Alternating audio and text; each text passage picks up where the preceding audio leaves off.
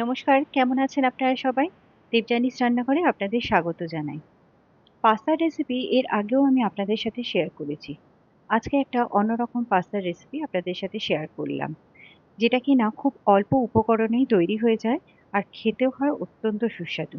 ভালো লাগলে অবশ্যই আমার চ্যানেলটাকে ফলো করবেন আর একটা লাইক, শেয়ার, সাবস্ক্রাইব করতে কিন্তু ভুলবেন না। এখানে আমি পাস্তাটাকে সেদ্ধ করে নিয়েছি আর নিয়ে নিয়েছি পেঁয়াজ, টমেটো আর চিকেন সেদ্ধ করে। এখানে আমি কড়াইতে সামান্য একটু তেল দিয়ে দিলাম। তার মধ্যে দিয়ে দিচ্ছি রসুন বাটা। এটাকে একটু ভালো করে ভেজে নিয়ে এর মধ্যে আমি পেঁয়াজটা ছেড়ে দিচ্ছি। পেঁয়াজটাকে একটু হালকা করে ভেজে নেব।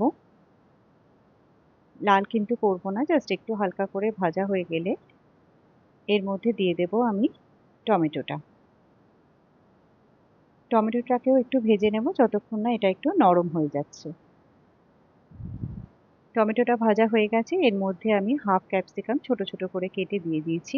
এটাকেও এর মধ্যে একটু হালকা করে ভেজে নেব। এটা কিন্তু একদম ভাজা হয়ে গেছে। এবার এটাকে নামিয়ে নেব।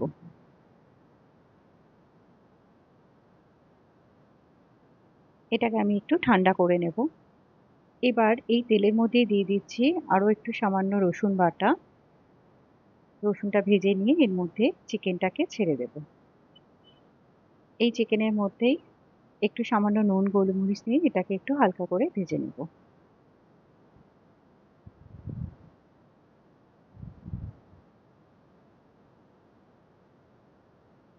এটা ভাজা হয়ে গেছে, এর মধ্যেই আমি পাস্তাটাও ছেড়ে দিচ্ছি। আর এখানে দিয়ে দিচ্ছি 1 চামচ মতো বাটার। এটাকে ভালো করে মিশিয়ে নিয়ে এরই সাথে একটু হালকা করে ভেজে নেব। দিয়ে দিচ্ছি পরিমাণ মতো একটু নুন। এখানে কিন্তু আমি তেলের খুবই কম ব্যবহার করেছি, আপনারা দেখেই বুঝতে পারছেন, তবে এটা আপনারা পুরোটা বাটারেও বানাতে পারেন। এবার একটা মিক্সিং জারের মধ্যে আমি নিয়ে নিচ্ছি একটু মজেরেলা চিজ আর এই টমেটো, ক্যাপসিকাম আর পেঁয়াজটা এর মধ্যে দিয়ে এটাকে বেটে নেব। এটা বাটা হয়ে গেছে, এর মধ্যে দিয়ে দিচ্ছি 2 হাতা মতো দুধ। এটাকেও এরই সাথে একটু বেটে নেব। এটা দেখুন, পেস্টটা কিন্তু রেডি। এবার এটাকে আমি এর মধ্যে পাস্তার মধ্যে দিয়ে দিলাম সামান্য একটু জল মিশিয়ে। এবার এটাকে ভালো করে এর সাথে পাস্তার সাথে মিশিয়ে নেব। এখানে দিয়ে দিচ্ছি 1 টেবিল স্পুন মতো টমেটো কেচাপ আর দিয়ে দিচ্ছি চিলি ফ্লেক্স আর অরিগ্যানো। আর সামান্য আরেকটু জল এখানে অ্যাড করছি গ্রেভিটার জন্য।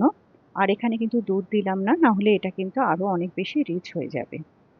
এটাকে ভালো করে মিশিয়ে নিয়ে এখানে দিয়ে দেব সামান্য একটু গোলমরিচের গুঁড়ো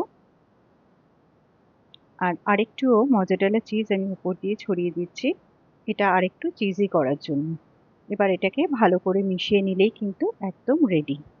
টেক্সচারটা দেখে বুঝতেই পাচ্ছেন এটা কতটা চিজি হয়েছে আর কতটা খেতে ভালো হয়েছিল। না বানালে কিন্তু বুঝবেন না। অবশ্যই একবার বানিয়ে কিন্তু বাড়ির লোকেদের খাওয়াবেন। ধন্যবাদ।